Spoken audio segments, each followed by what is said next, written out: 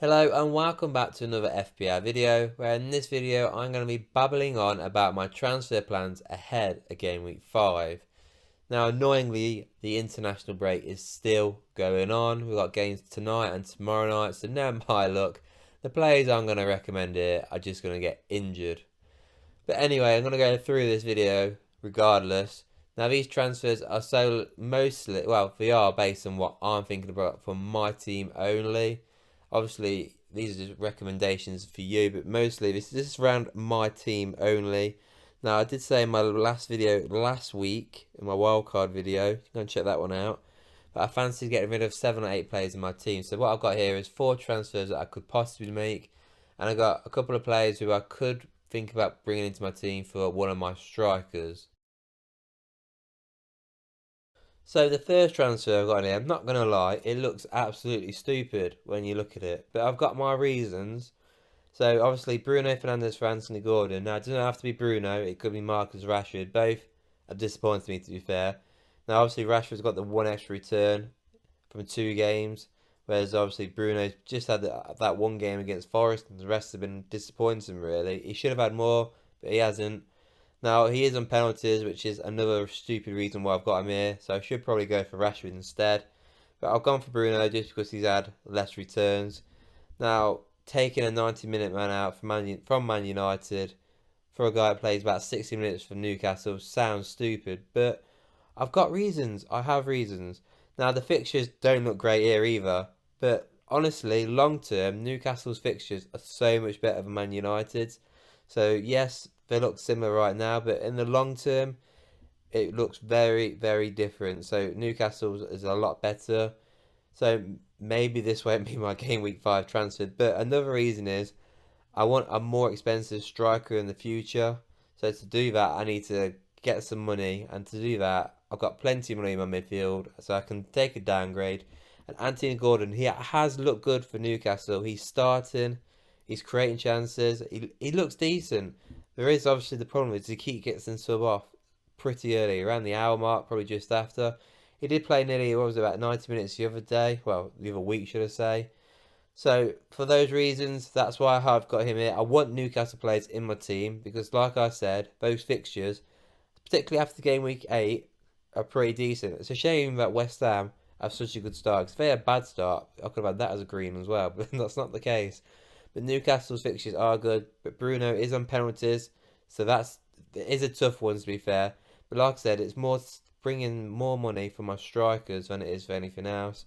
And like I said, Bruno has been disappointing, but he's on penalties, so it's a problem for me right there. So if it's not Bruno, it would be Rashford. Now, chances of me though for doing this, it is slim at the minute. Maybe I'll do it in game week 8, but it's just an idea. Maybe if I went in early, if you guys wanted to go for this one early, it could work out really well. Now, this is my second transfer plan I've got here. Now, I'm not going to lie, I'm not a fan of this one either, but the rest of them I do like. I swear the rest of these ones I've got coming up I do like, but this one I'm still not sure about the whole Son thing. I know he scored a hat-trick the other day or the other week against Burnley, and he was the main man up top, but I don't know if that's going to continue. I mean, I'm not a Spurs fan, so I haven't got a clue if that's going to continue. They brought in obviously Johnson from Forest. Now he can play in the middle and on the wing like Son, so it'll be interesting to see what the manager decides. But if he does put him back onto the wing, then I definitely won't be bringing in Son. So it's a tough one because even then, if I don't bring him in this week, he's got Arsenal and Liverpool after. Do I want him in for those games? No. So let's say I don't bring him in. He plays up top in the middle against Sheffield, smashes it. I won't bring him in still for 6 and 7. I'll wait to game week 8. But let's say he does play in the wing for the next 3 fixtures. I won't bring him in for Luton. Unless he is absolutely smashing it on the left wing again. But I don't think he will. He's got to play up front in the middle. Whether he will, I can't tell. It's been one game. And like I said, Spurs, they brought in Johnson. We'll have to see what he decides there. And taking Saka out, I mean, I've been actually a bit disappointed with Saka personally. Like, he's not exactly smashed the ball out of the park compared to Odegaard, where they've been pretty similar to be fair. And I know a lot of people are battering Odegaard, saying there's no point because he's not getting the chances like he was last season. But there's still not much difference between them. Now, God knows who's on penalties. Is it Odegaard or Saka? They're saying Saka, but we all know what happened against Palace. So honestly, it's 50-50 for me when it's Odegaard and Saka. But do I want to take them out for Son? Not particularly.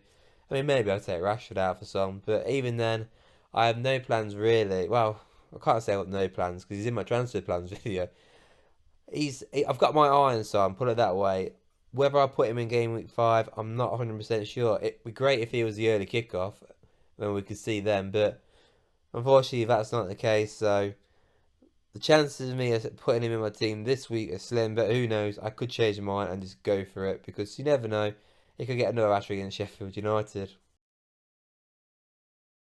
So then here we've got Carlton Morris of Luton and Isak of Newcastle. Now I don't own either of these two, so this isn't me taking one out for the other. This is what I brought earlier with obviously taking out Fernandes for Gordon. That would be my way of bringing in Isak of Newcastle, who's a little bit more expensive. Or I could just forget that transfer, like I've spoken about how it's unlikely, and bring in Carlton Morris. Now, I mentioned Carlton Morris the other week about bringing him in.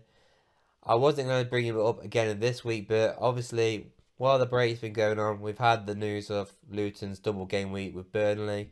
Now, I've got no interest in bringing any Burnley players, and nobody that's really gone, oh, I need him right now. Whereas Luton, there's only one player that I've looked at and gone, yeah, I'll take him if I had a double game week, and that is Carlton Morris.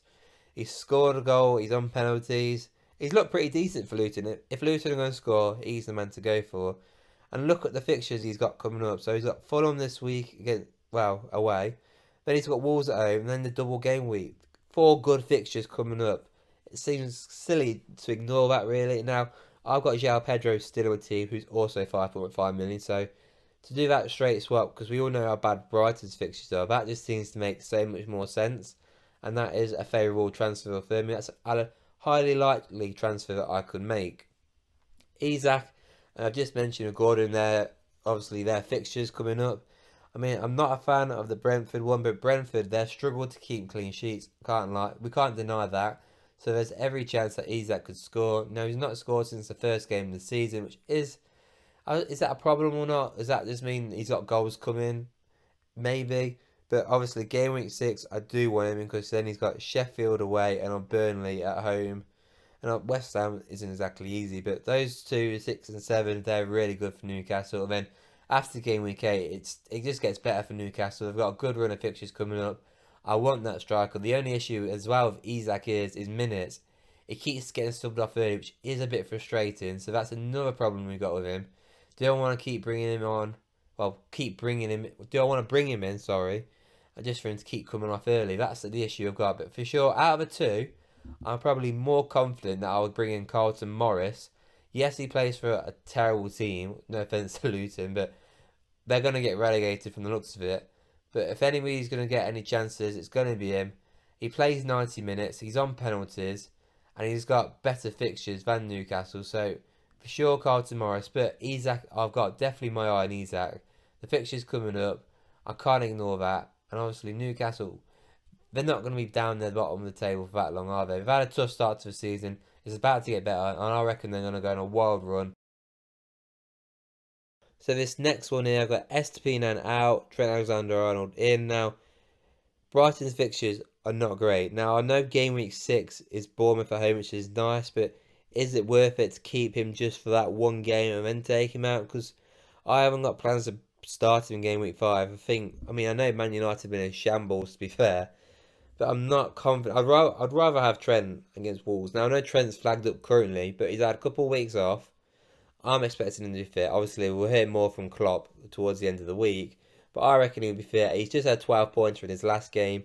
I think he'll probably get something similar against Wolves. West Ham, West Ham's tough. I know it's a green fixture currently for FBL, but I reckon that's going to be a lot tougher. And obviously, Spurs and Brighton are not exactly easy. So, I reckon Liverpool got 3 tough fixtures coming up. So, maybe I could hold off for now. But obviously, that Wolves fixture, I think you get a haul of points. And like I said, Estupiñán's fixtures are horrendous. So, I could take out Fernandes for Gordon now, bring in Trent Alexander-Arnold, and that would work out perfect for me. But the fixtures are not favourable for Liverpool either, really. But the next two fixtures look good, but they're not as good as you think. But Brighton's fixtures are horrible.